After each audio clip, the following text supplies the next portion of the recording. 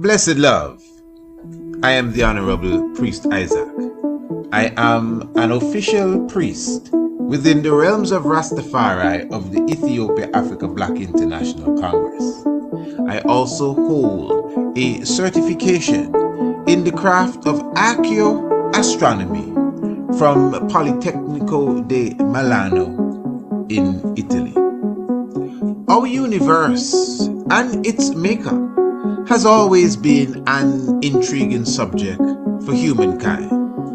Astronomy is the study of everything in the universe beyond the Earth's atmosphere. Ancient astronomy is similar, but pays special attention to the physical and spiritual values of stars, planets, moons, and other celestial objects.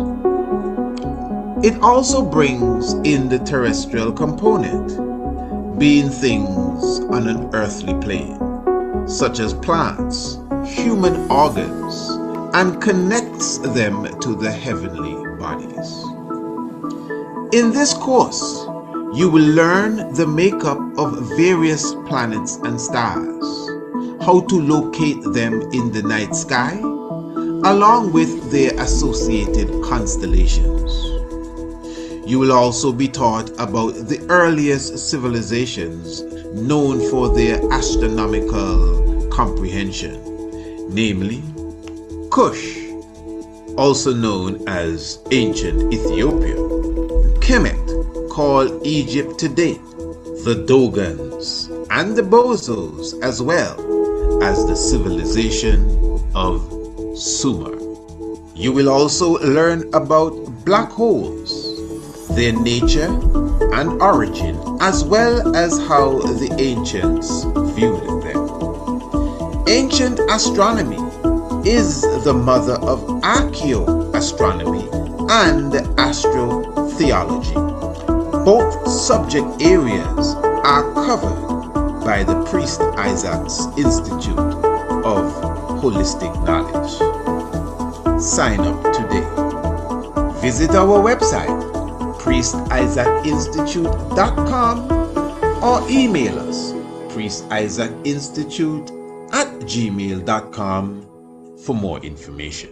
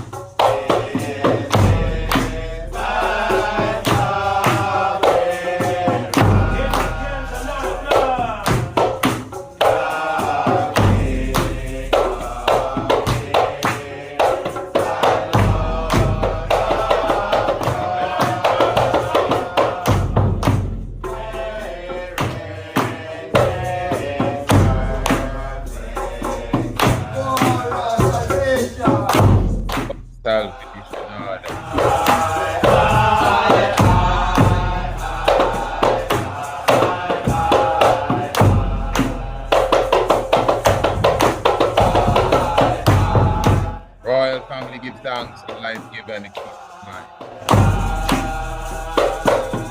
Power and might of the Holy Trinity. And the gas, Father of all things. Nothing has changed.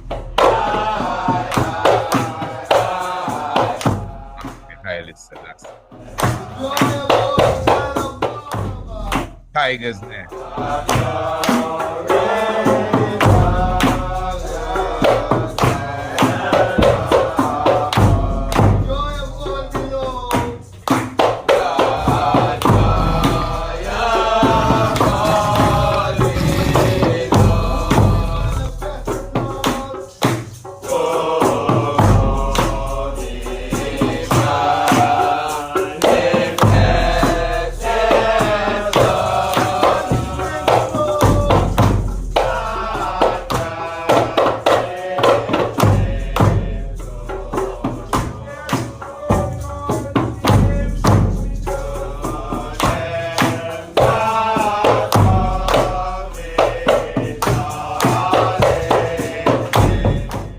Great joy. I say blessed love to each and everyone. Give thanks for your presence with us even at this moment. Of course, another edition of the Tiger's Nest. Often imitated, never duplicated. Talking about moving and shaking and quaking. Taking the stumbling blocks and creating stepping stones.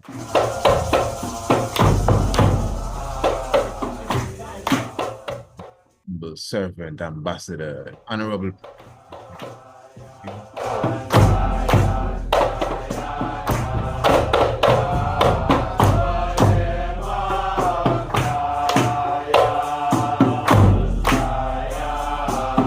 As I said from the onset, it's all about glorifying the Father and the Mother of Creator. Therefore, whenceforth, all the aspects of life.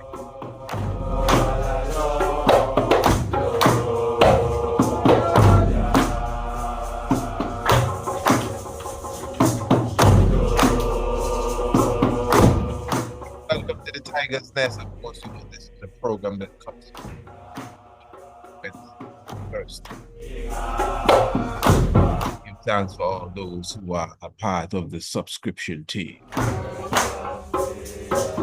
Talking about of the Tiger's Nest, specifically audio program.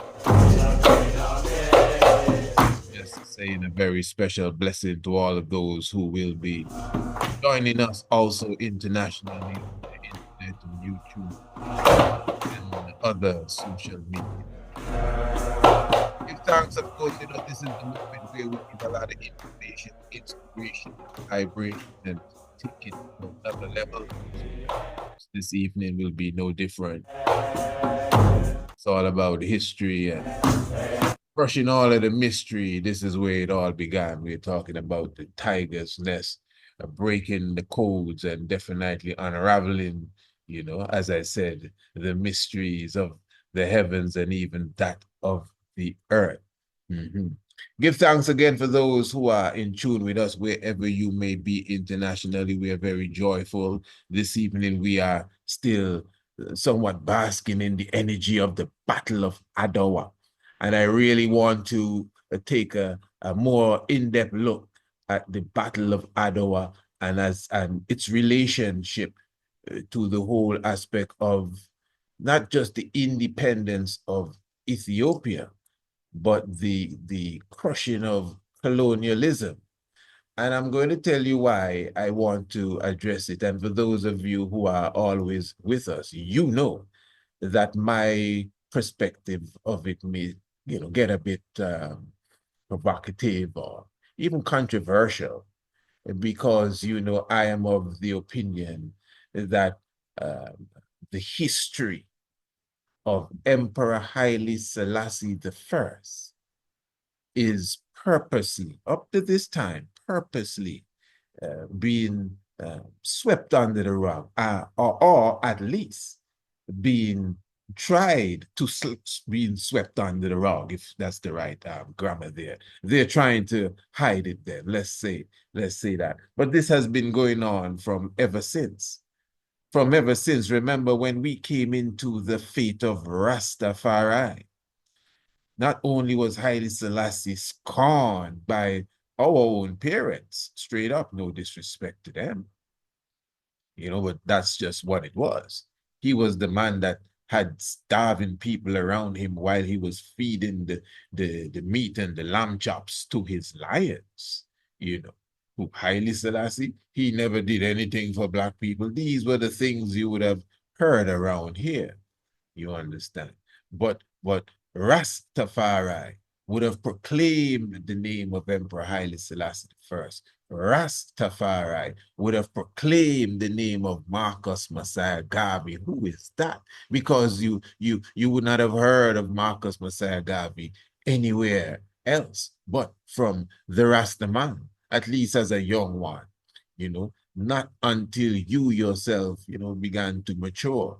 And if you were one of those who were seeking knowledge and seeking information, then you would have come across information and books and by some of our worthy scholars and maybe some intellects that would have had newspapers and tabloids in those days. And then you would have received information of Marcus Messiah Garvey and Kwame Nkrumah and Jomo Kenyatta and the African struggle and Haiti and its independence. And even then, listen to me good, even then, amongst our Caribbean intellects, like right here in Antigua, and even then, amongst our black intellects, even in the United States, those who, as I said, would have preserved, hey, Marcus Garvey, they would have preserved Kwame Nkrumah, they would have preserved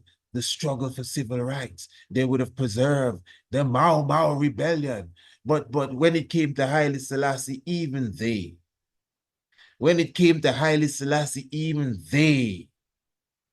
were found seriously wanted. We give thanks that they were bigging up Marcus Garvey. They were even flying the red, black, and green. But somehow Haile Selassie was left out of their conversation as well. What's going on here? The most important, the same man, Marcus Garvey, said, look to the east for this king. Your liberation is at hand. We expect great things from Rastafari. That's the words of Marcus Mosiah Garvey. So did Rastafari bring great things to us? I definitely say yes. But again, this evening, we're going to look at Haile Selassie and in the perspective of the Battle of Adawa as well, because many may not know, many may not be into the celebration of the Battle of Adawa. But of course, many ones at this time, in a way, resurrecting the spirit of Adawa within themselves and proclaiming Adawa as the great victory that would have secured African independence in the sense of taking Africa out of colonialism then and stopping colonialism for one, and then of course sparking Pan-Africanism, and of course the as I said, the resurrection of or the emergence of African countries dropping the flag of their oppressors and rising their own flags and singing their own anthems, and of course having their own mottos and own coat of arms, which is what you would call independence. So this is a very important discussion. As I said, this is the tiger's nest here. This is where we definitely take our time to look at it on a scholarly level and because that is very important, not just chit and chat, but looking at it on a scholarly level. And and again, the Battle of Adawa is of utmost importance. Definitely, if you may not have been, um, privy to such information, it is something that is around now, in the sense that many people are harping on it. Interesting, eh? Because as I was telling an individual just today, an individual who he saw me when I stepped into the arena of broadcasting. And I was showing to him, well, remember, I'm doing this, you would know, for 28 years. And I remember when I was saying Haile Selassie, even Marcus Garvey, there was very few, if anyone, that was saying that around here. Now, politicians would ring the name of Marcus Garvey. Remember, Marcus Garvey once said, I said, hey, imagine that. And I'm showing you that even myself, I may not be an elder as such, as well, in the sense of what you refer to as an elder, but I would have been, as I said, 28 years ago, I was on easily, definitely the number one radio station in the island. And at that time, I would have had definitely one of the top radio programs on the island as well, the Mystic Vibration. You understand? Program directors would have already come into the studio to tell me I cannot play. Legalize It by Peter Tosh. You have to understand the time I'm speaking of, 28 years ago. Some of you listening, you may be 28 years. So somehow it may not kick in. And when he left the studio, I did take off the record. It was a record I was playing too, like a record, literal record, vinyl, wax. And when he left, I put on A Stalk of Sensimania by Michael Rose. So those were the days, even as they would say, even one veteran radio announcer would have reminded me one day that, hey, you are the one that changed radio in Antigua. Well, I mean, I understand what he was saying. I don't think I would, honestly, I'm just being honest. I didn't change radio. The aspect of radio that he's talking about, yes, and other aspects of it, but the whole game, it's a very serious and large game. And I have enough respect for broadcasting to know where I fit in and what I would have done. So, but I was thankful for his accolades that he was putting on me. But again, it is true. When you could not play ganja music, nobody could do that for whatever reason. But hey, young little Rasta man coming in and start to, I wouldn't say I got no gig on the radio. I got a solid program, prime time. I said, what? And I utilized it. And it is Haile Selassie I promoted. I never looked left or right. I never scratched or shuffled or shifted. I was always number one on the ball, penetrating Haile Selassie to the best of my ability, and I would have grown. Uh, Grown in the art and in the craft, even up to this very day you're listening to me. We're still doing it. So I'm very thankful. And again, so things would have changed. That's the point that I'm making here. And it's a different time, even from that time to now. So at that time, as I was showing the brother today, no one was saying no Marcus Garvey anything. I could only recall like Brother Alistair Thomas. And of course, you cannot forget the great Tim Hector. But as far as, to say a politician ringing out Marcus Garvey's name or Haile Selassie, oh, well, that was a no. Haile Selassie, no, man. He didn't exist. Trust me. Take it from me. He didn't exist. But today,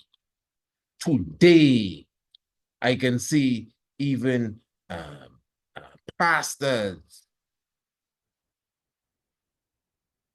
from the pulpit speaking of His Majesty with glee and in favor.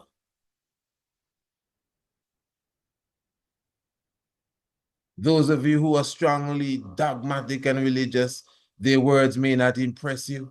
But again, I'm coming from a time when you couldn't even that was a dream you had. That any pastor be speaking any Haile Selassie stuff. And I'm just trying to show you, where we as Rastafari have to have to uh, um, what's the term here now? Demand or you have to demand it. You have it already. Hold firm to what already belongs to you. As I was telling the Honorable Empress, even with me at the moment, give thanks, Honorable Empress now. Blessed love. One evening that this knowledge now is reaching to a point that it is the knowledge of the professors. It is the knowledge of the university, Haile Selassie.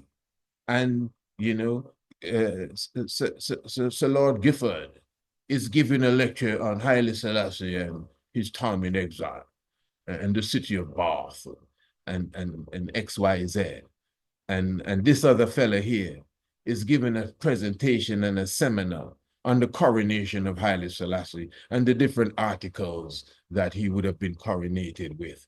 And we in the audience standing and clapping for them, teaching us what we would have been beaten and ostracized and penalized and all sorts of eyes for in the past. Yeah, we were not just arrested for ganja, we were not just beaten for lots. And it was not because we were cooking a different pot than granny and grandpa. No, man. We were also thrown out because of our philosophy. We were discarded, turn their backs on us because of what we believed. And because we said Haile Selassie, and because we would have carried the red and the gold and the green, they said, no, we don't want to have anything to do with you. You believe in that? Tell me you don't believe in that. Oh, he's crazy. He's crazy now. Yeah, many of us were considered to be crazy. You've gone nuts now. Yeah, because they're saying Haile Selassie. No matter how you try to show them that you are as upstanding as you have been, and in fact, you're more upstanding because you are now studying the chief diplomat. Oh, no, you're gone nuts now. You're gone crazy. We expected better of you. Hmm. Yeah.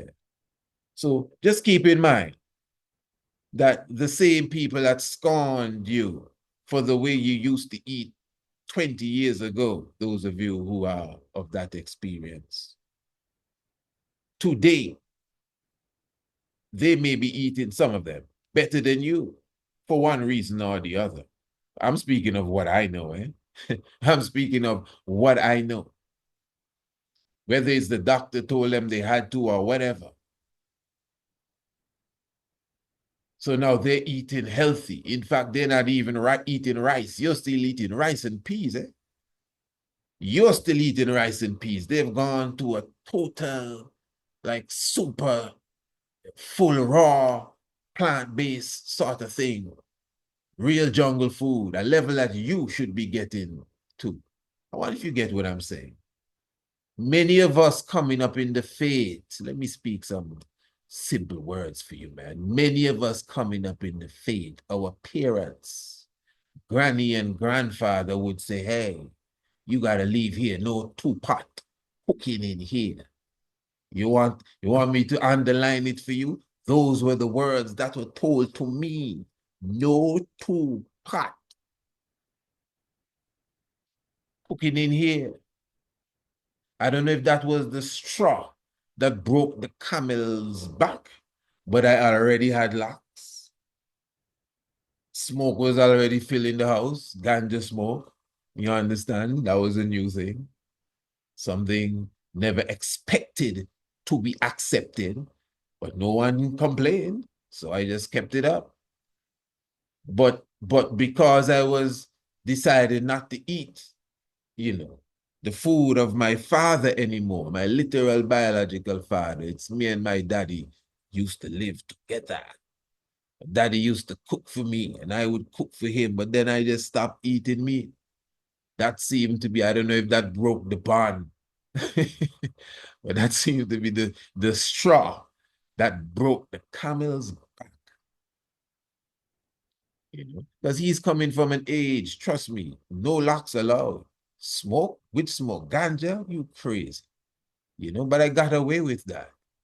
I didn't ask for any permission. I just went and I mean, I think I thought I knew the consequences, but nothing happened. At least I didn't think so.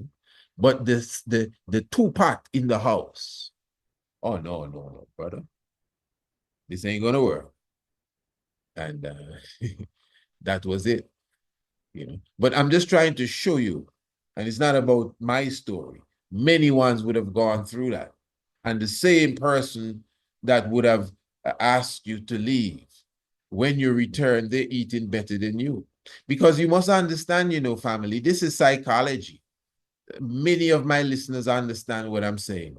Some of you may be young rasses, you don't get it because this is a different time. Nobody kicking nobody out of the house anymore for becoming a Rastafari.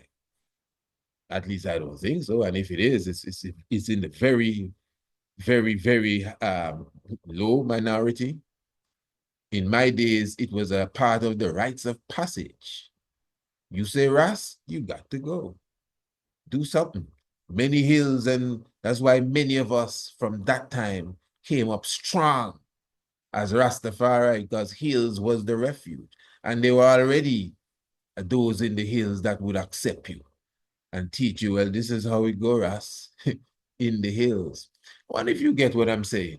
So I'm just drawing a picture for you. This is the tiger's nest. I don't know if anyone is listening, because we're going to be putting this, as I said, on the international network.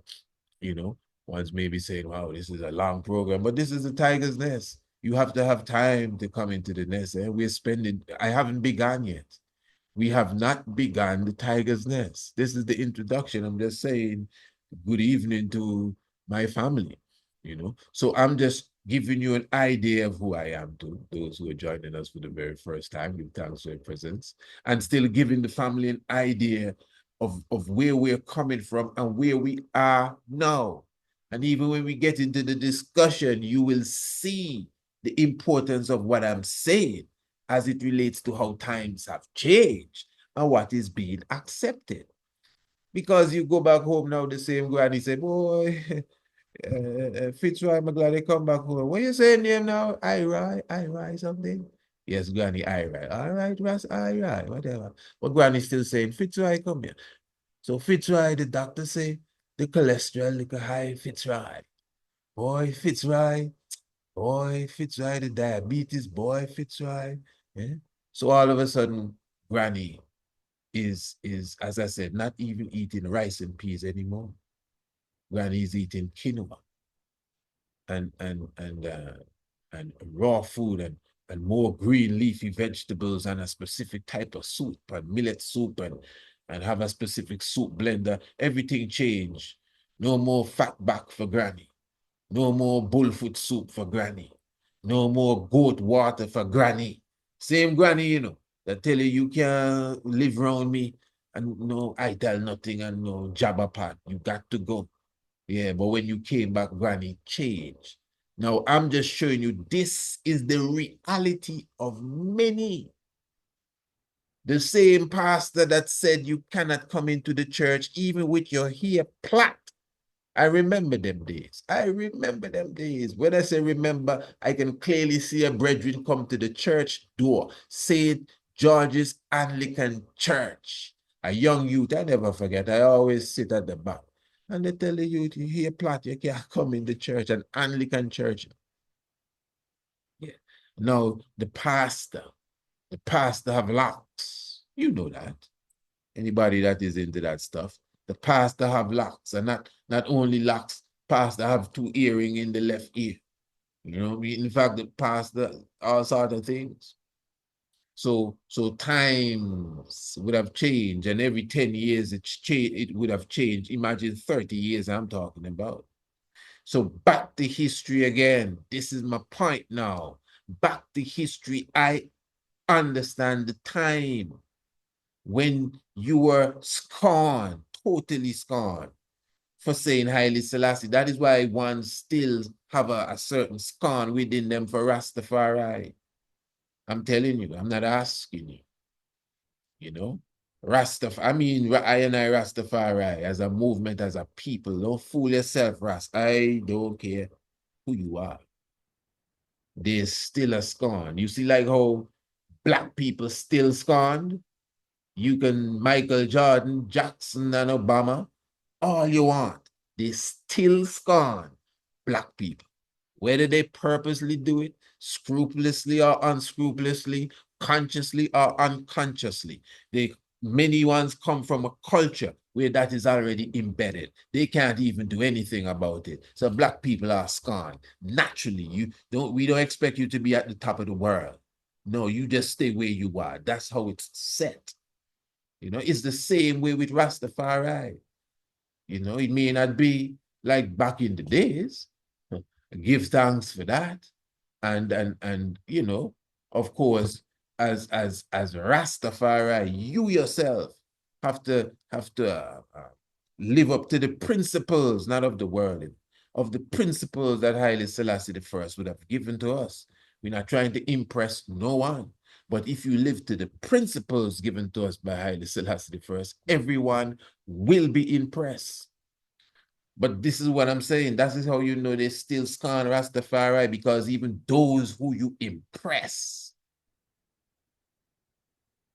yeah, still say, no, this can't be.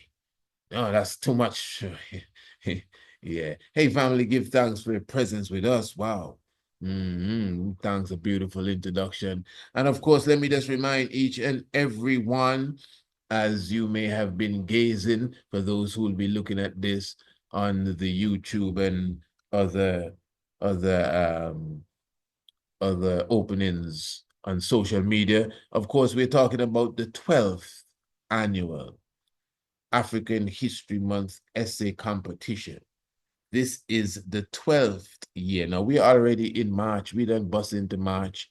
And of course, as they call it, the deadline for the essay that we will be accepting is in the middle of March. So we're not limiting ourselves to, as Elder Bagalaga would call it, to the month of February, you know. February. Hail the man Joshua was February, being the month of February. Yes, of course. So this is not about February. I'm not going to go too much into the essay competition, but in reality, although we have respect for the whole African History Month because of the ancient brother Carter G. Woodson, that's why you should know your history for sure, and the heart space work that he would have put in to get some recognition, especially at that time, for whatever accomplishments the Black people would have done in that society, the Black American society. It is a similar work, to trying to get the African history and heritage in a curriculum that is not really our curriculum, but because they don't want to totally change their curriculum, you try to at least fit in our history, our heritage, our science, our understanding of law and mathematics into some aspect of their curriculum.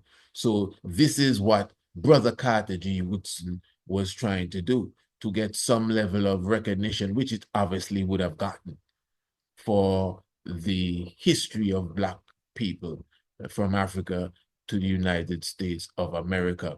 I don't know his exact vision for it. It's obviously something that is seriously watered down, and definitely, and without a doubt, Haile Selassie, as I said, and even in Antigua, it is something that they definitely try to water down. But again, I'm not going to go too deep into that right now. I would have touched upon that when it was appropriate, but right now is not the appropriate time.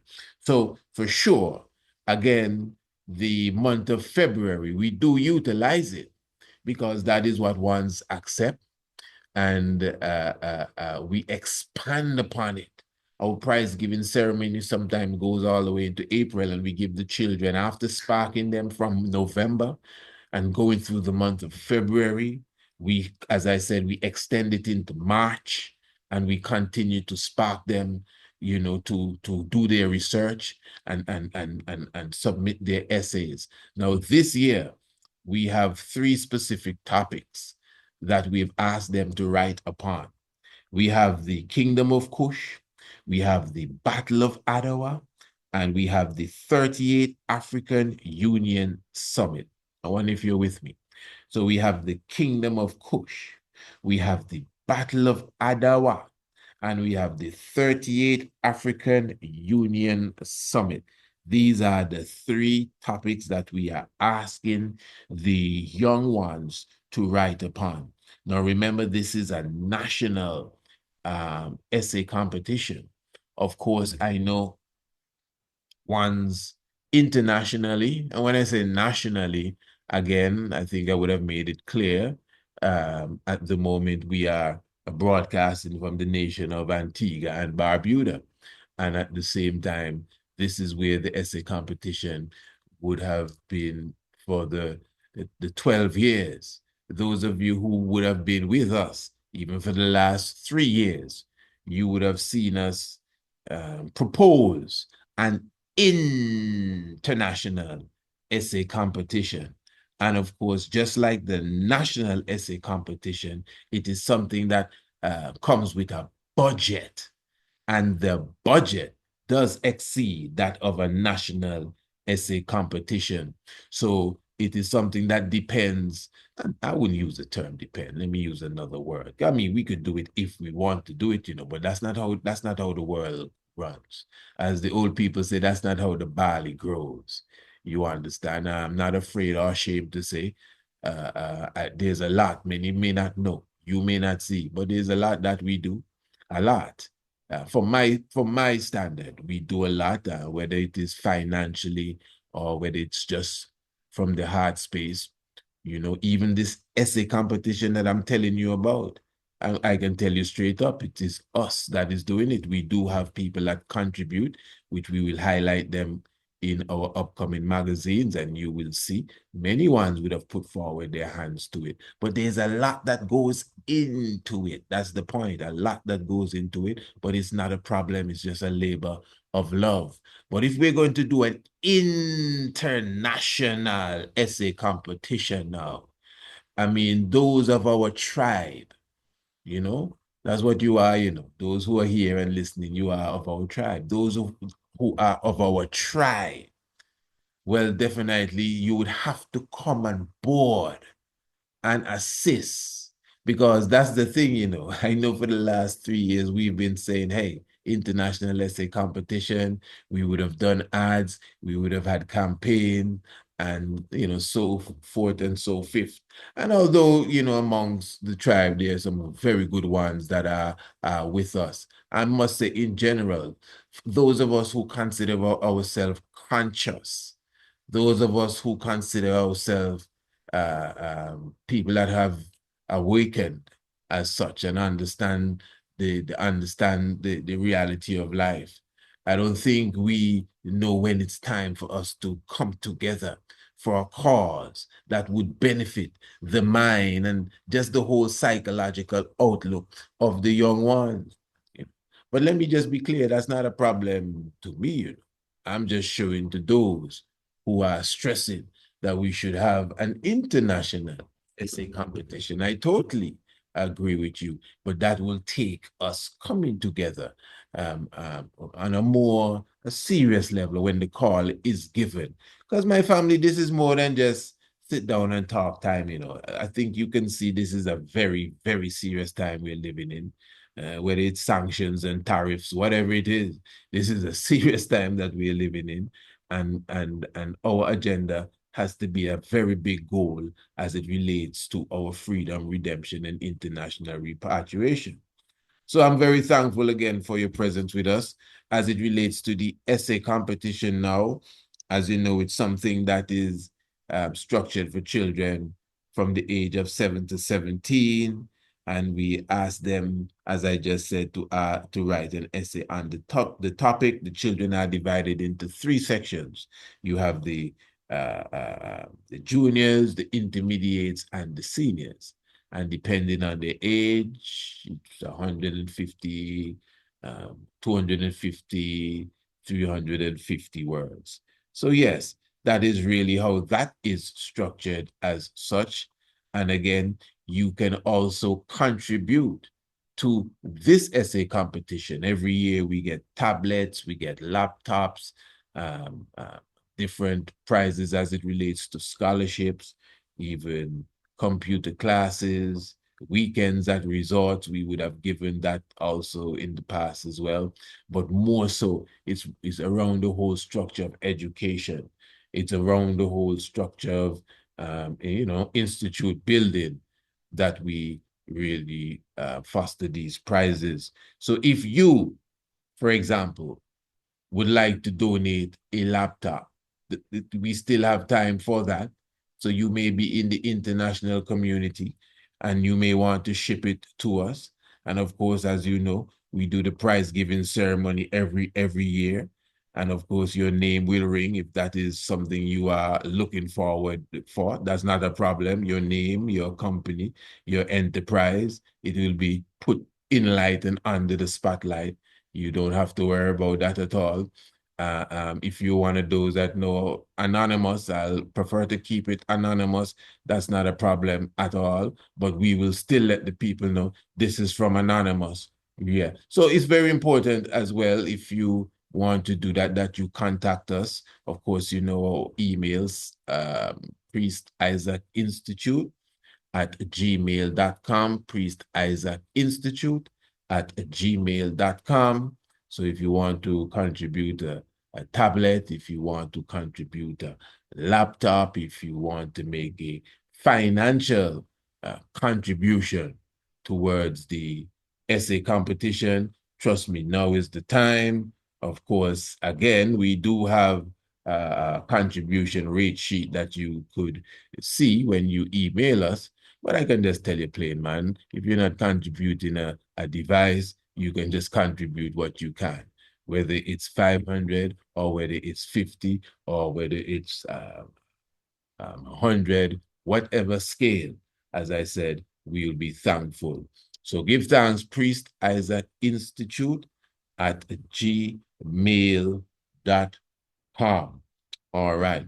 So, as I said, the Battle of Adawa, and in fact, before we actually go to the Battle of Adawa, let me just share some information here with you and just allow your brother to take a draw of the chalice so we can take this to another level.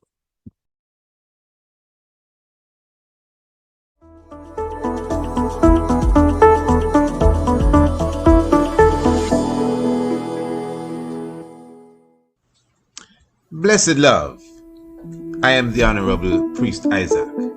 I am an official priest within the realms of Rastafari of the Ethiopia Africa Black International Congress.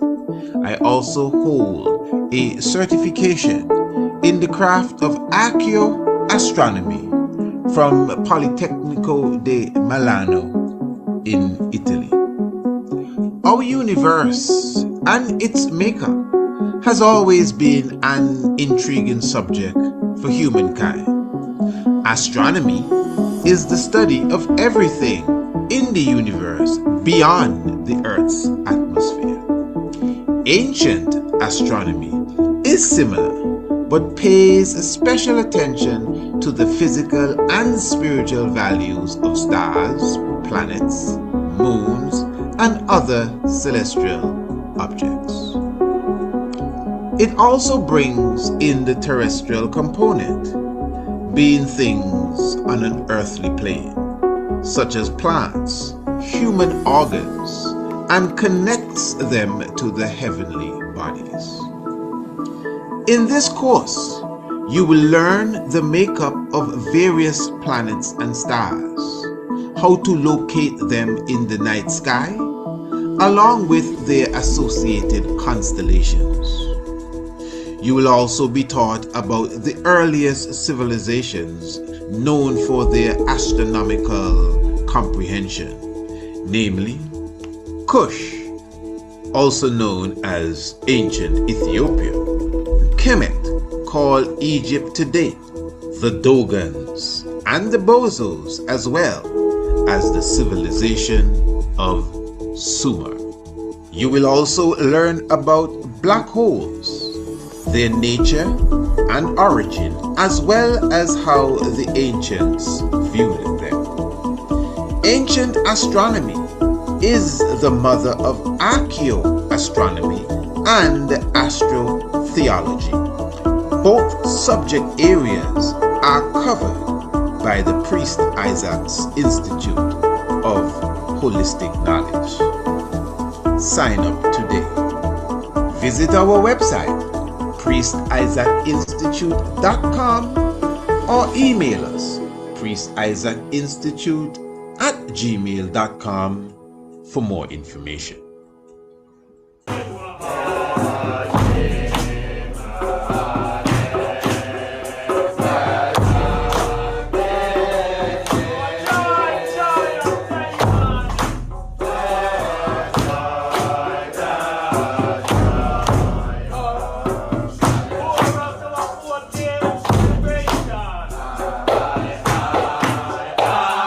And once again, give thanks for your presence with us. Tiger's Nest definitely in full effect. Give thanks for those who are definitely still in tune, of course. And of course, as I said, we're definitely taking it to another level. Remember the ambassador's pen. The ambassador's pen. Now, how many of us are reading the ambassador's pen? And of course, I know many of us are already subscribed to the magazine Kidemi, for sure, definitely the magazine Kidemi, which comes out every 6 months, fully packed Kidemi. But of course, the ambassador's pen, not officially launched as yet, but we already have 2 issues of the ambassador's pen out. We have the Forerunner edition, which is Peace in the Horn of Africa. And we also have the edition which those who are viewing us on the video will be seeing, which is edition that covered the 38th pardon me, but the 38th summit, African Union summit, bridging the gap.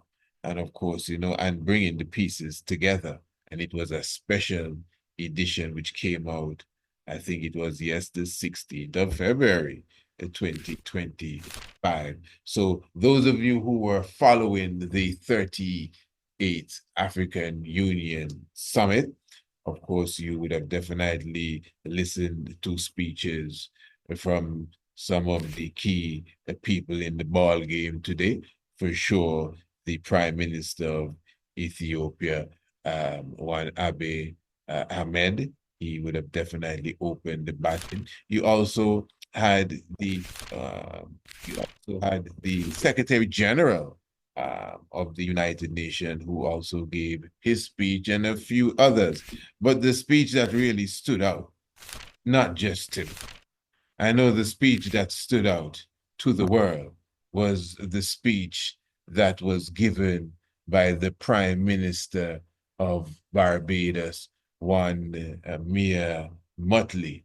And of course, in her speech, she would have cited the Battle of Adawa. In fact, in our magazine, The Ambassador's Pen, we have here the caption is Prime Minister of Barbados invokes the spirit of the Battle of Adawa. So remember, family, if you full joy, fine reading. No, I'm serious, man. If you enjoy full joy, decent journalism, you should definitely subscribe to the Ambassador's Pen. It's very easy reading, you know, at least 10, 12 flips and the journal is done, I must say. And of course, you will get it in another month until we step up the pace. You may be surprised it becomes daily, but for now, it's a monthly journal, the Ambassador's Pen. You should subscribe to it. It's a very simple thing. Just email us and let us know you'd like to be put on the subscription team. Priest Isaac Institute at gmail.com. And for those who are watching the video, you will have the link in the description below, specifically highlighting where you can also link the magazine as well. So for sure, even the magazine Kidemi and the previous edition, all of that is there. So make sure the link below the video, those who will be watching, make sure you just go below and press the link and go and full joy the magazine, the mini magazine, the Ambassador's Pen, or again, just email us and subscribe. Everything here is free. There's nothing here, nothing selling here, no cost, anything. You can subscribe for free and you get the magazine for free. It's all about, but you can definitely do that and do that right now. Now, I'm actually highlighting the Prime Minister of Barbados and her presentation. And thank you very much, Madam Chairperson. Your Excellencies, and may I start, Chairperson of the African Union, President of Angola, Your Excellency, Prime Minister of the Federal Democratic Republic of Ethiopia, and our host, Dr. Abiy Ahmed, Your Excellency, outgoing Chairperson of the African Union and President of the Islamic Republic of Mauritania, Your Majesties, Your Excellencies, Heads of State and Government of the African Union, and First Ladies present, Your Excellency, the President of the Palestinian Authority, Your Excellency Antonio Guterres, Secretary General of the United Nations, Your Excellency Musa Faki Mohammed, Chairperson of the African Union Commission, Your Excellencies, former heads of state and heads of government of the African Union, distinguished delegates, ambassadors, and guests all. I stand here clothed in the spirit of the battles of Adwa, conscious that it was that battle within 24 hours that shook the confidence of the powers of Europe, but inspired the people of Africa and the children of the African diaspora that good would prevail over evil and light over darkness, but only in the context of our unity. I stand here conscious that it was that battle that forged the beginnings of Pan-Africanism that eventually led to the movement for independence and the destruction of the colonial powers to give us not full development and power, but the first steps of political independence. I stand here conscious and buffeted by the dreams and works of the great Pan-African pioneers, and conscious that as a children of the Caribbean, we have long dreamt for the moment of unity with our brothers and sisters of Africa, a division that was secured by those whose success and survival depended on separation of us rather than on the ability for us to act as one common people. of course, I would invite you once again to visit the pages of the Ambassador's Pen. It was very simple thing to do, and you could listen to the full speech itself if you did not get a chance to, and even if you did, you should still visit the Ambassador's Pen and subscribe to ensure that you get the next edition as well. So obviously, as you could see, she really began again invoking the spirit of the Battle of Adawa, and she also highlighted that she understood the importance of it and the value of it, that this is the Battle of Adawa. She even highlighted that the time frame of a day, 24 hours, that's all it took for us to defeat the enemy, being the Italians. Now, of course, the history of the Battle of Adwa, let's be clear, it is more than just a one-day history. For those who really comprehend, well, history in general. But of course, remember, Italy, it's not a case of Italy just running over the hill like savages trying to occupy Ethiopia. Italy and Ethiopia, at least under Menelik II at that time, had a certain level of diplomatic communication, diplomatic relationship, really, between Italy and Ethiopia. But what happened, because of certain shady actions on the hand of the Italians, why things just soured down, really. There's what is known as the Treaty of Wachali. We highlight the Treaty of Wachali, even in our documentary, Apedimek, our full-length documentary, Apedimek, where in the Treaty of Wachali, the Italians, now, they had two versions. On one side, you had the Ethiopian version of the Treaty of the Wachali. And then on the other side, you have the Ethiopian version in Amharic, the Treaty of Wachali. And there was a specific clause. I think it was, I don't want to guess, I think it's number 12. But one of the clause within the whole treaty that stated that Ethiopia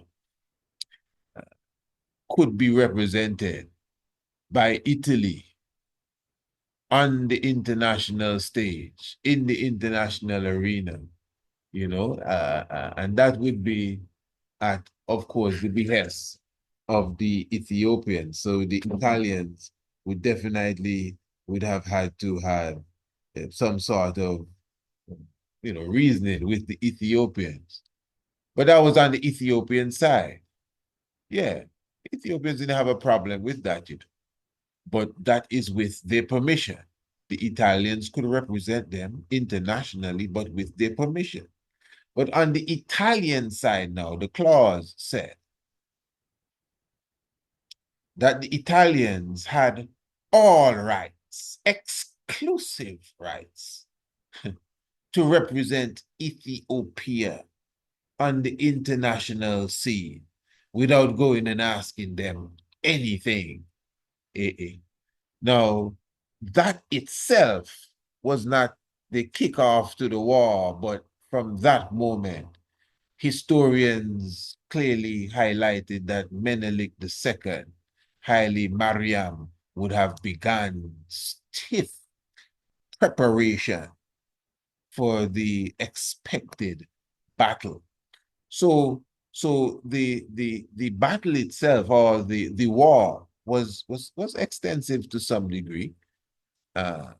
Again, diplomatic communications and relations basically started to break down because the Italians were holding their side, and they refused to change the clause, and it just ended up in war. Let's put it that way. But of course, we would have done programs on this, so I don't want to just broad brush the subject like that, but we would have taken time. I think we had a 3-program series on the Battle of Adawa, showing you what led up to it, how the war was won, even Rasmussen, how he was injured and how his life was saved by his own son. That's Yelma, the older brother of Emperor Haile Selassie I. We even spoke of Menelik's generosity as a leader, as a real black supremacist who would have taken care of the Italian soldiers after the war. When we won the war, hear this good, man. When we won the war, Menelik sent out a decree as such that nobody is supposed to harm one hair upon the head of any Italians.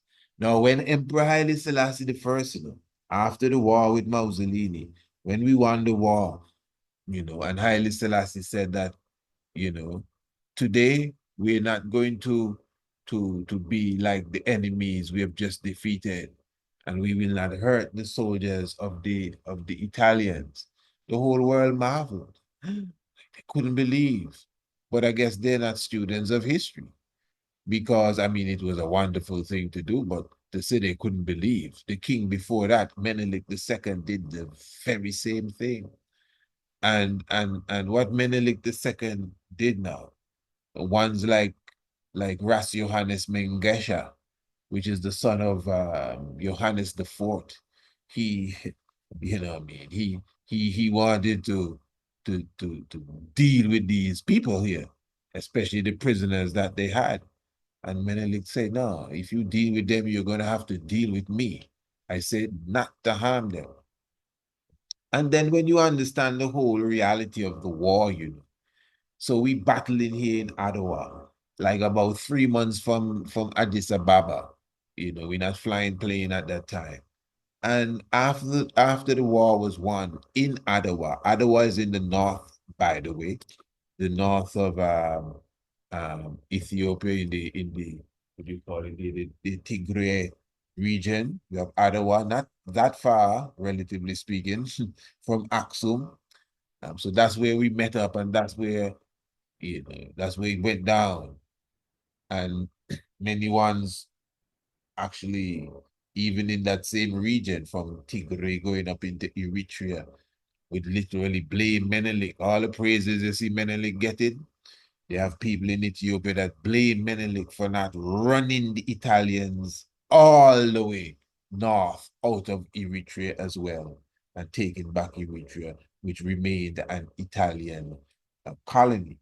But again, there are many different aspects when you are a war historian and you understand not just how people may feel, but the reality of the war, and understanding, as I just said, Menelik is 3 months away from 3 months away from Addis Ababa. And according to you could say, historians, when they analyze the situation, the provisions that Menelik would have used, and even the places that he would have camped through his whole move northwards. Some of these places were also rationed. So going back, and even not even going back, but going forward, running behind the Italians. Remember, they're running into Eritrea now, where the Italians still have forces in Eritrea, because Eritrea belongs to the Italians. So there are those historians that say, yes, many people may jump and shout and say Menelik should have followed them all the way. But many historians, war historians too, like generals, army generals that are historians, would tell you, no, that was a wise move. That's why they study Menelik. That was a wise move for Menelik to turn back. It would be almost suicidal to be saying you're running behind these people here all the way back into their camp. When you're running out of food, and they have food where they are. It's a deep understanding, really. So keep in mind now what Menelik II did, marching back to Addis Ababa within the 2 to 3 months, camping nightly. And again, check your history. Remember, if you've ever seen the formation, should have been able to present that to you, to see the formation of how Menelik II's camp would be set up. He had 100,000 with him, soldiers. And these are many, and they also had thousands of women with them as well on the battlefield. In fact, Menelik II, Battle of Adwa. And I don't believe it's Adawa alone. I think it's just Ethiopians in general. But of course, history would have woken up to Ethiopia to a degree. And they considered that was like the first war, first battle where women played an active role. That's why you see Empress Taitu with her pistol in her hand on the battlefield, on the pictures that the Ethiopians would have painted. So the women were on the battlefield as the healers. They prepared food as well, and many of them would have fought on the battlefield as well, the Battle of Adwa. So the returning now to Addis Ababa, it would have taken time, and prisoners had to be marched down. Menelik captured several tanks, not tanks, pardon me, what you call it? Cannons, pardon me. Menelik II would have captured several cannons. And what he did, he had one of the nobles to take a different route back to Addis Ababa so that they could reach with the cannons before him and his entourage. And he also, the noble, went with the prisoners that knew how to handle these cannons, so that when Menelik came through with his crew, it was just 21 gun, 21, boom, cannon salute. And that was exactly what happened. But what I was saying, when Menelik would have set up his tent, Menelik had this great red tent, historians say. And when Menelik set up his tent, they say within the hour, uh, um, thousands of tents would be erected, not just haphazardly, in a specific formation that left somewhat of an oval shape when you view it from above. And it just shows that how strategic the Ethiopians were. And Menelik's tent would have been in the center. So his tent would set up first. And depending on where his tent was established, everyone knew where their tent would be from just that spot alone. Then you have diplomats from Italy that would have said that going to meet Menelik after the war on his way back to Addis Ababa when he was encamped at some spot. It took them like about 3 hours to enter the camp, to reach 2 to 3 hours before they could literally reach to the tent of Menelik at the center of the camp. So that is to show how vast Menelik's camp was, with servants and everything, nothing changing. Is the royal life he and whoever he is with living. So when he set up his tent, there's still a tent next to him to meet diplomats and visitors and guests, marching back, on his way back to Addis Ababa. So Menelik II now, when they returned, they had a banquet, and all the prisoners, they were given baths and given white clothes and all kind of stuff, and at the expense of Ethiopia, man. And they would have had a banquet for the prisoners, the Italians, and every time the prisoners came in, because they came in over time, maybe a few thousand came in with one Ras Mokenen, you had different, maybe Rasalula. I don't think he returned to Addis Ababa, but he may have sent his prisoners through with one of his generals, Ras Mengeshan. Other ones, they were told to free up their prisoners. But the thing is, nobody was harmed. Menelik dealt with them royally. Menelik II gave them banquets. The generals, because we have such high respect for leadership and authority, the generals that were in prison with fetters of gold, but yet still they had their tents and they had servants. They were given horses. The generals that were captured, out of respect, yet still they had guards that would shoot them dead if they were going to try anything hanky-panky. You know, so it's just to show you the love of black supremacy. There's a story of a soldier who got a letter from his parents, because what Menelik II did, he allowed them to write their family back home, you know, while he was obviously in negotiations really with Italy as it relates to, you know, what we're going to do with these prisoners and whatever you owe us and damages, you know, diplomacy. We got to work this thing out. So while that is happening, Menelik allowed them to write their family and their family to send letters to them, real humanitarian. And it is said once while Menelik was having dinner or lunch with these prisoners, he noticed one of the soldiers were crying. The Italian prisoner soldiers was crying. So he asked his servant to go and retrieve him and let's straighten this thing out. What's going on here? And when they came to the bottom of it, the letter that he was reading, it was his mother. And his mother was saying that, well, every day she prays to the Virgin Mary that she will see her son again. And he said, well, tell you what, you can write to your mother and tell her that she will see her son again. The Virgin Mary has today answered her prayer. And it is said that, I guess the letter would reach before him, but he was given a mule and he was given provisions. He was given money. He was sent to the border and he went off good. Now imagine, just think about it. Just imagine these Italians getting the upper hand. Eh? When Mussolini and them came into Ethiopia, they chucked 400 monks into one little spot and they shoot all of them, brrr, Gatling gun, and just bury them in a common grave.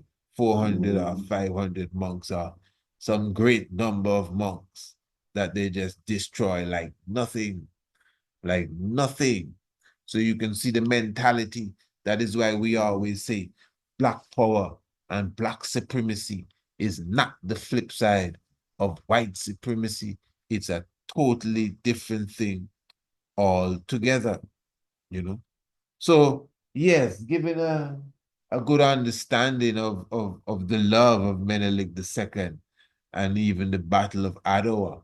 But what it really stood for wasn't really the love of Menelik II as such, you know.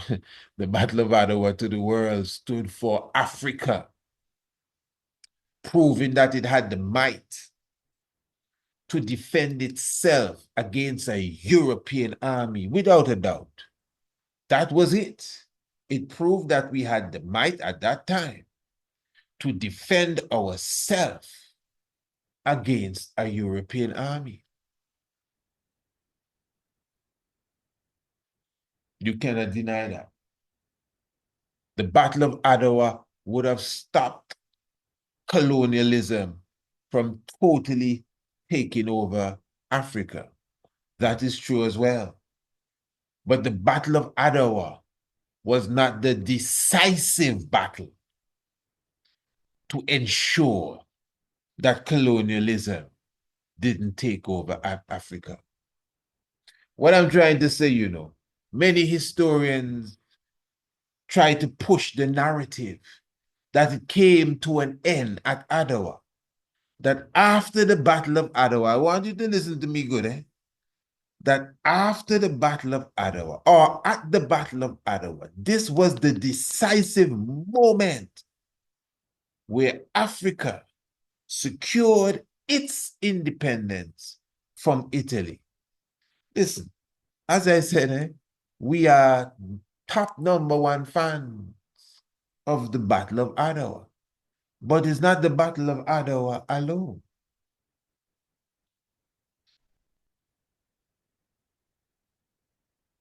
Now, in 1889, listen to me, in 1889, in January, the 26th day of January, 1889, there was a battle that lasts 5 minutes at a place called Dogale. All of this is in Ethiopia. It was Italy versus Ethiopia. 5-minute first round knockout. Over 500 soldiers were dead. The Battle of 500 Italians are talking about, maybe 6 also Ethiopians, you know, I mean, kind of get cut. But 500 Italians were 5 minutes. Dogali. A very, very decisive battle. They came back for revenge at Adawa. It didn't take 5 minutes, and it wasn't zip as Dogali. It was a lot of work. It was months planning and months afterwards to catch ourselves. But in 24 hours, we seal the victory at Adwa. So, I mean, they could have colonized us from Dogali, you know. We stopped colonization at Dogali in 1889. Ras Alula was the general. This was during the time of King Johannes IV. So we can give some praises to Ras Alula and even to King Johannes, although he as such wasn't really on the battlefield or even close to this one here. But Alula is his general, Dogali. So let's put the history in perspective. So yes, then came Adawa. But again, maybe they came in with a different level, a different might. They came in with more power. And we had to be a bit more strategic, but we still hit them down. So what you're saying about Adawa now?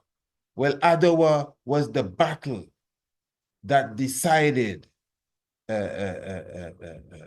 Africa's independence. It showed that an African army could stand up to the might of a European army. Okay, good. We showed that in Dogali too. And we secured our independence in Dogali too. Okay, good. Now,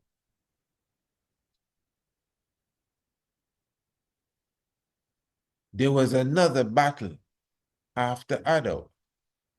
This is the thing, eh? Menelik would have passed on.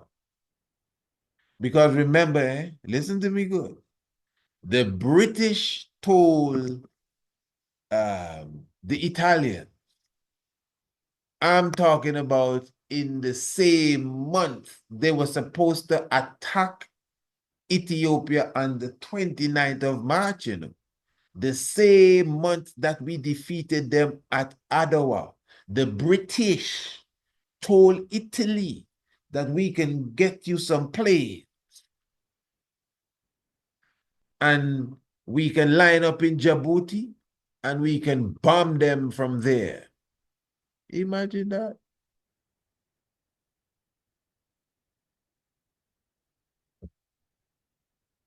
But some advisor told Italy, no, that's too quick. Go and recruit um, uh, refresh yourself. The word is missing me there now. Recuperate and build up yourself and come again, which is what they did. Oh, they built up themselves. They came back with warships. They came back with fighter jets. They came back with squadrons. They came back with how much tanks on us. This was a totally different battle than Dogali. This could not be finished in 5 minutes. This was a totally different battle than Adwa. This could not be finished in 24 hours. I'm speaking of when Mussolini attacked Ethiopia in 1935. No, this is what I'm saying, fam. And before I go too far, because I'm going to show you that they even use Adawa to push the king out of the picture. Now, obviously, you cannot say you have not seen my love for Adawa. But I'm not going to make their little hypocritical plan to sweep the king's history under the rug. Make it look like as if I'm comparing the emperor's war with Menelik's war. This ain't no comparison. It's like a 1-2 knockout. Adwa was one, and the emperor's victory, Haile Selassie, was the two, for those of you who know boxing. But I want you to listen to this. This is very important. This is an interview that was done very recently with what's her name, Melina Dennis, and she did this interview with one Prince Mokenen, the grandson of Emperor Haile Selassie the First, and this was done in January, and he considered Haile Selassie not just his grandfather, but his father, because he grew up with the emperor not only in the palace, but at 45 days old, his father would have died in the car crash. And so he considered himself the emperor's son. And he was with the emperor until he was about 15 years of age. And he was there with him when the Derg came. And then he spent 15 years in the Derg's prison before he left Ethiopia and he went overseas to Canada and other places. And now he's back in Ethiopia where he's running his hotel with some other fine folks. So I just want you to hear what he has to say here as it relates to the statue that is in front of the AU of Haile Selassie, and how long it took to get there and how it got there. Just listen to this. And also, I think it was 2019 was when the statue of Haile Selassie was erected. The first statue, I believe, of him since his death. Yes. What does that signify to your mind? Two things I want to say.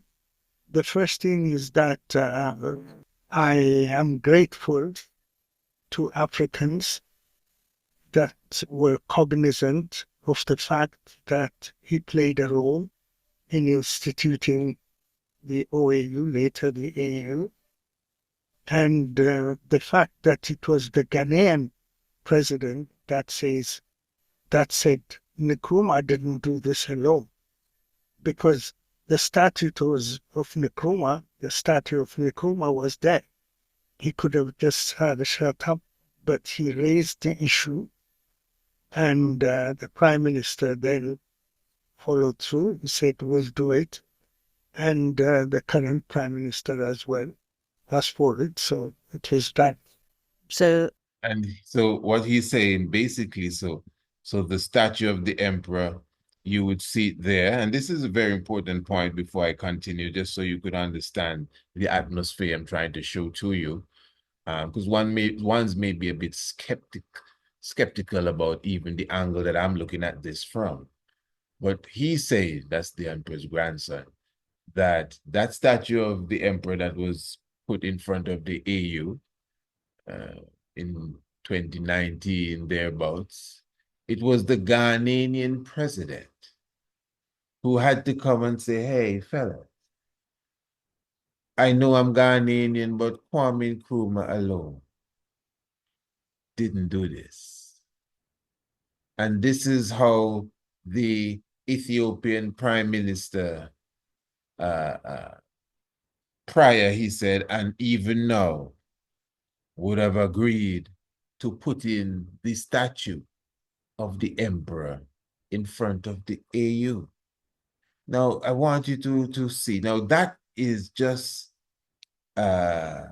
you could say, a symbol of the purposeful ignorance, blanket of ignorance that is they try to literally spread over all of us as it relates to Haile Selassie I. The Organization of African Unity, so it's now the AU, as they would say, fashioned off of the EU, the European Union. That's it. It's actually fashioned off of the EU, the European Union. So now it's the African Union. But as the prince would have said, that even when the Derg came in, Haile Selassie told them, if you don't take care of my people, my history will resurrect and yours will disappear.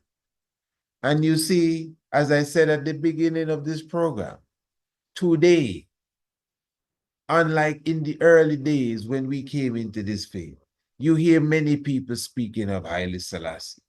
You hear many people quoting Marcus Garvey, the good Prime Minister of Barbados, wonderful speech.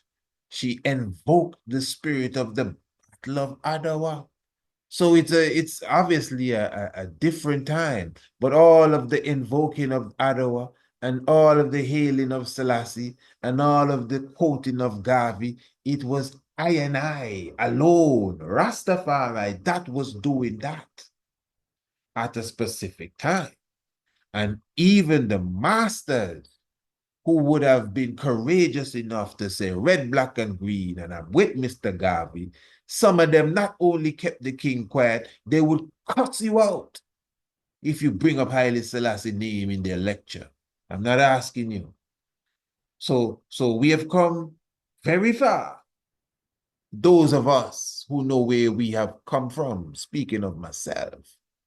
And that's why I said earlier that we are going to allow Sir Lord Gifford, with all of his degrees from Oxford, to give us a lecture on the medals of Haile Selassie I. And we, Bingy and Bobo and 12 Tribe in the audience, gonna clap and yeah, yes, wonderful, yeah man, with our staffs in our hands and our red, gold, and green all over us while they lecture us about our king. They never get bang up, kick up, thump up, lock up for saying Haile Selassie I. In fact, they get degrees and scholarships and plenty money to come and teach us about what we have been teaching the world. It's very important that you understand this. So you heard from his grandson, a statue, a lasting monument. You forget to put Haile Selassie statue and you put Kwame Nkrumah statue, and that proves that there is an agenda to push Kwame Nkrumah's history above Haile Selassie history. I'm sure brother Dr. Kwame Nkrumah wouldn't be happy with that. So don't make them turn us against our own, eh? He wouldn't be happy with that. He would come out of the grave and say, but that's what you're doing? He would not be pleased with that because he no, that's our father there. Don't try that, you know? So in the same way, the Battle of Adawa is the same people that erect Kwame Nkrumah statue and forget to erect the king statue that pushing this, eh? The Battle of Adwa is the foundation of Pan-Africanism. You're not going to get no argument from me there. I agree. I never tell nobody that the Italian war with Ethiopia and Haile Selassie was no foundation of no Pan-Africanism. The Battle of Adwa was. And it was a victory that would have resounded all over the world. The victory of Haile Selassie was different. That was drawn out, man. That was 5 years. People forgot what was going on. Some people scratched their head when that was over and say, wait, that's still going on? Haile Selassie, he's still around?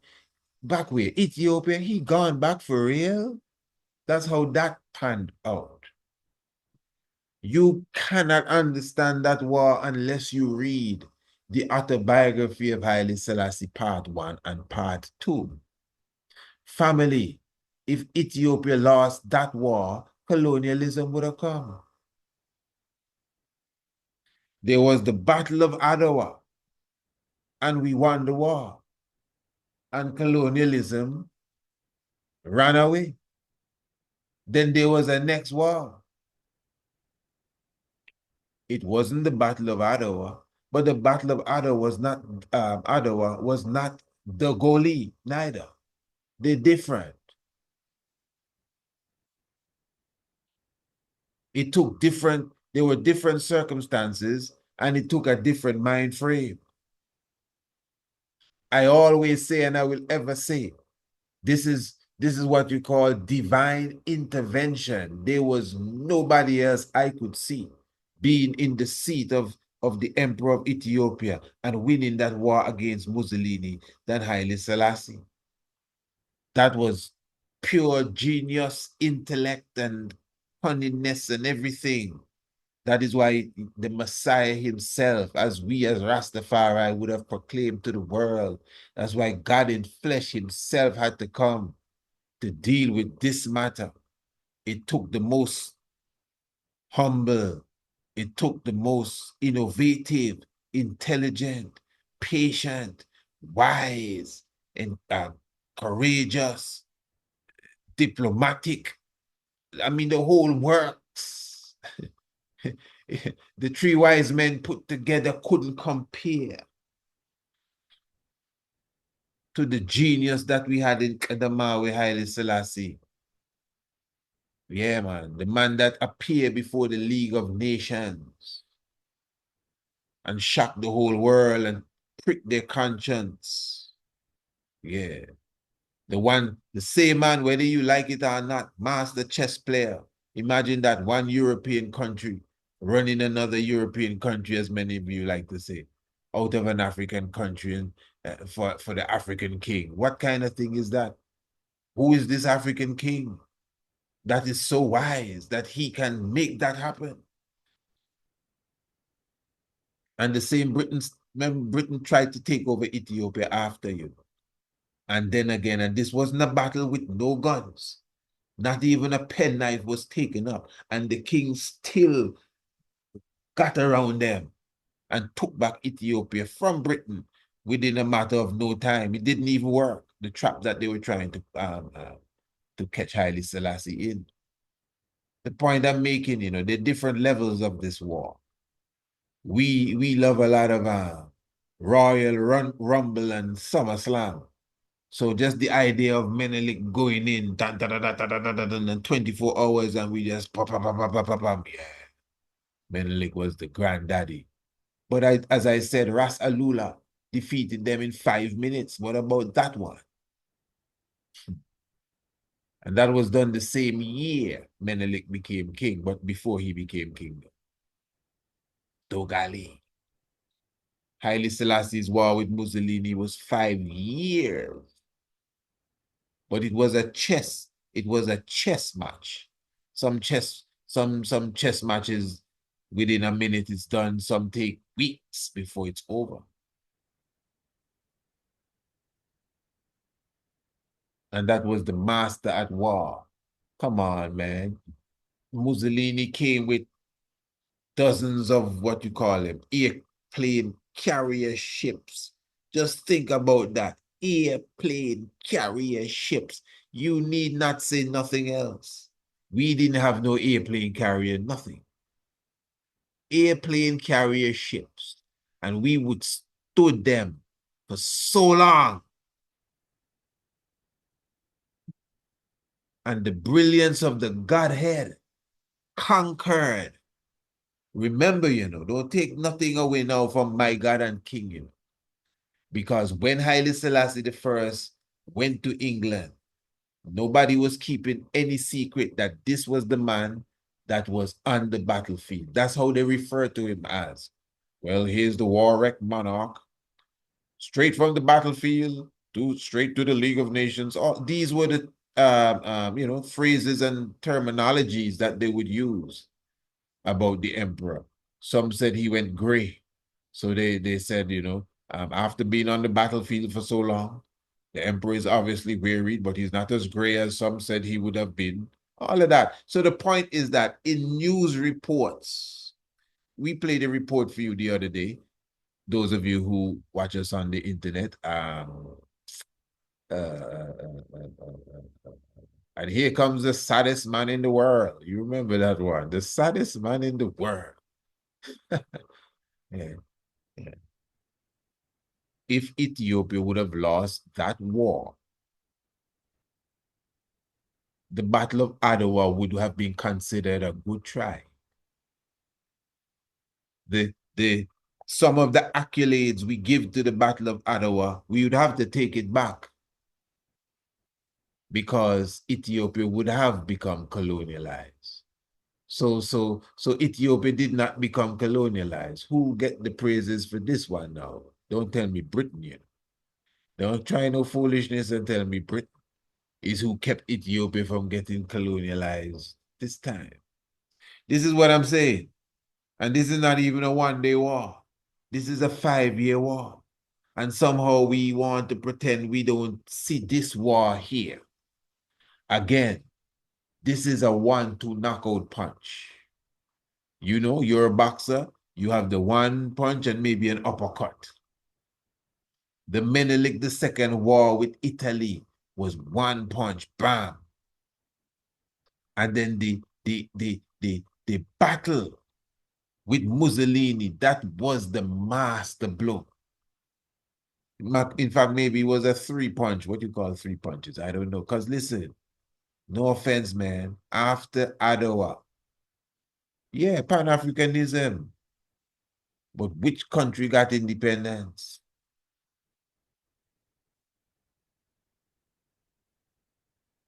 After the war with Haile Selassie and Mussolini, then countries started to get independence. And hear me, family. Remember, I'm not comparing. They work together.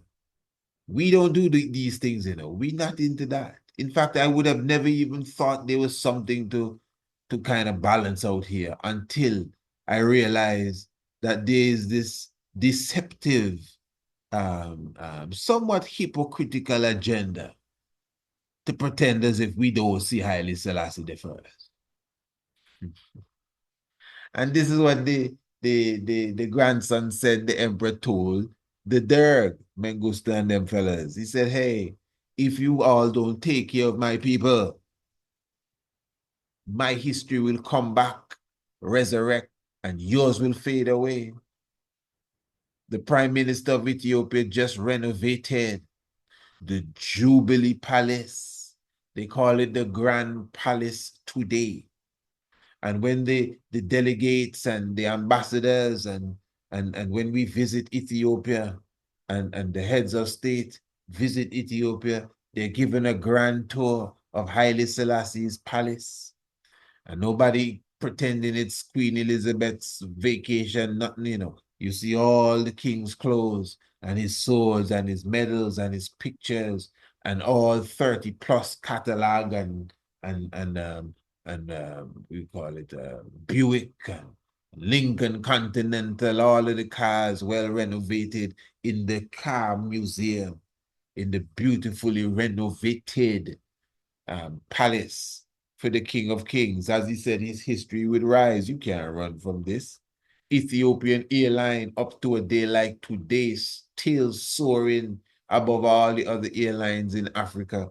As much as you try to pretend, as if you don't want nobody to know, shh, keep it quiet. You slightly change the name and put one word next to the next and try all kind of things. That's what they do. Change Organization of African Unity to AU. You still have to recognize that it began with Haile Selassie. You still have to recognize we are soaring in the skies because of Haile Selassie the first. Many other aspects of Ethiopia down to its the financial standing. Just the other day when the Prime Minister again of Ethiopia launched the new financial thing there, security, what's the right term? can't remember, it's evading me, but he rose that security bond there, financial security agenda in Ethiopia. Um, the right term is missing me.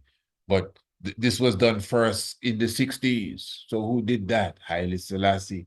And many of the firsts was done in the 60s by Haile Selassie the first. So as Ethiopia is rising more and more today and standing out as an economic powerhouse and becoming an economic powerhouse and will stand out as such, you know, once you look at it as an analyst or even as a historian, you see Haile Selassie painted all over it. So all what they're trying to dodge and hide and duck away and all sort of things, they still have to recognize, the oldest national park in Ethiopia, the oldest wild park in the world, in Africa, whatever. Who started this? Emperor Haile Selassie the first again. So you must understand that this strong agenda to hide the history of Ethiopia or Haile Selassie is even happening in Ethiopia. And that is what even the grandson and other ones would have said, that there was this strong, obviously, effort by the Derg, and then obviously when other ethnic groups took over, the Derg themselves still had a closer ethnicity to Haile Selassie still, you know, but they're not on that. And then when the others came into power, whether it is the Tigrayans or whoever that may not be pushing the agenda of the monarchy, that's not the top of their agenda. So the history just fade away. And then there are those who just don't want you to know about it. The history gone. But it's resurrected now as I'm speaking to you. That's what I'm trying to show you. It's resurrected now. You know, just the other day we were watching, I think it was an economic conference in Ethiopia. The president of Somalia was there, and the president and the prime minister of Ethiopia and a few other heads of state. And a good brother from Jamaica, who is a professor at a university there. Which university it was there in London, though. But it has a name, the university in London, though. Madison? What's the name of the university? But anyway, university in London.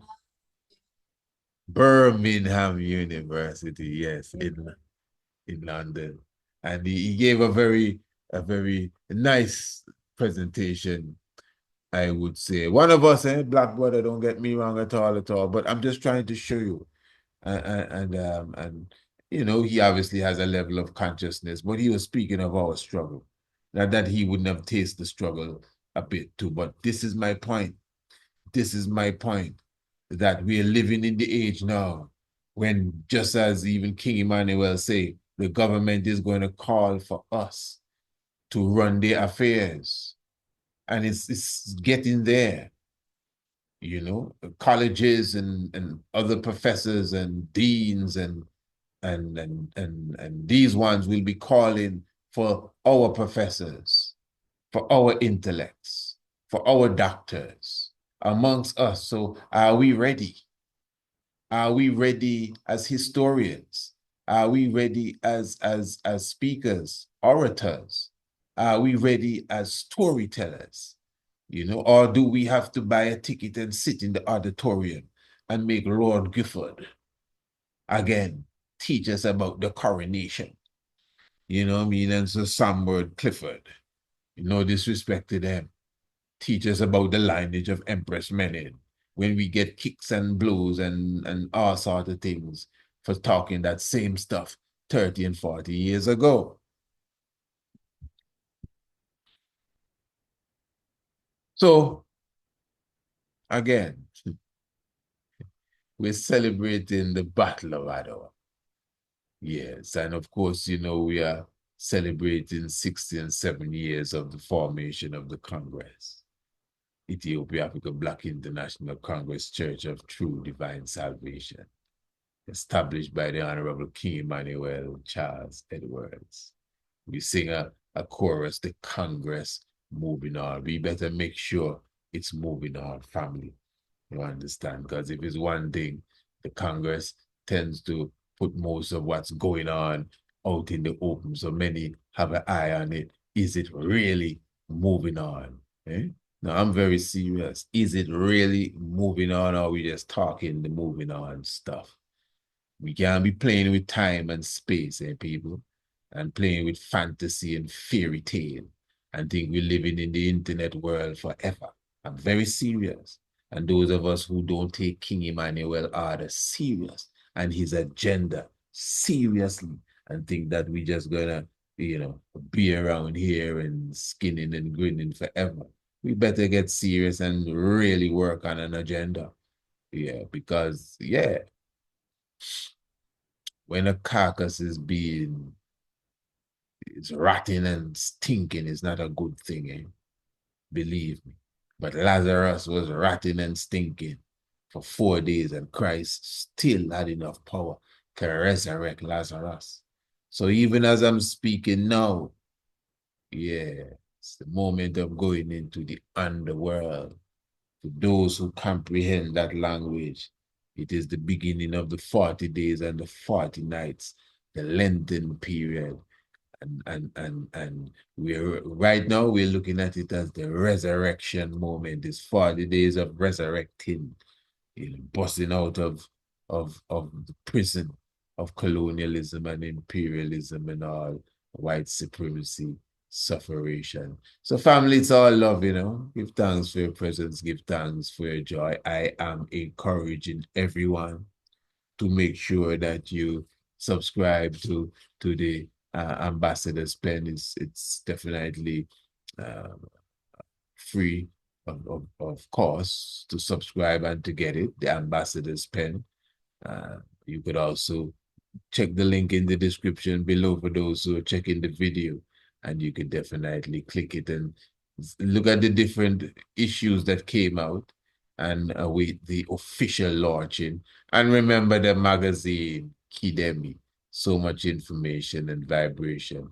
And the essay competition for those who will be definitely contributing, Priest Isaac Institute at gmail.com, Priest Isaac Institute at gmail.com. You can let me know if you're contributing a laptop or tablet. We'll give you the details how it can get to us. Or if you're going to make a financial contribution, we also give you the details, whether it's Cash App, Zelle, all of that good stuff, PayPal and all that kind of stuff, even Western Union. It can work out. You don't have to scratch your head and wonder.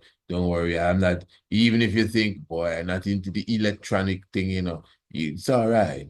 No problem. There's a means and way for that to happen. The 12th annual African History Month essay competition. Looking forward for the link. So give thanks, Royal Family, for your presence with us. Another edition of the Tiger's Nest.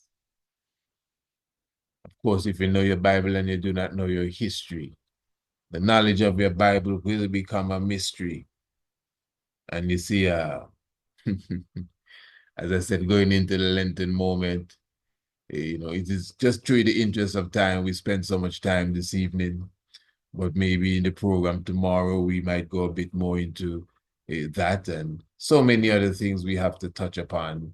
As I said, this is the Tiger's Nest. Those of you who are not subscribers to the Tiger's Nest, if you're not getting this program every single day in your email, well, you got to subscribe to the Tiger's Nest family. There's a lot we have to offer you, and remember everything is not with a price. That's why the magazines and the subscription to the magazine, all of these things are free. Even to subscribe to it are free.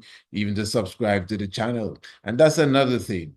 When you subscribe to the YouTube channel, you need to put on your notification bell, because they already set this thing, that even when your notification bell is on, they have a way of the whatever they do, that you don't get the message.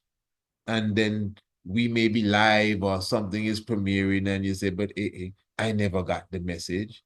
So just make sure your notification bell is on. They may take it off. They know how to do what they do.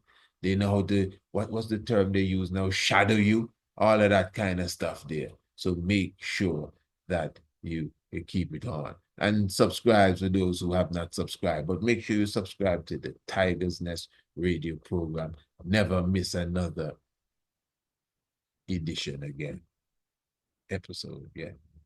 Hey, family, take some real eyes to realize the real lies that are amongst us. So we give thanks, celebration continue, thanks to heart and length, all power moving to the earth. Nice program, I pray you full enjoyed it. Say, Holy Manuel, Selassie, Jah, Rastafari. Blessed love.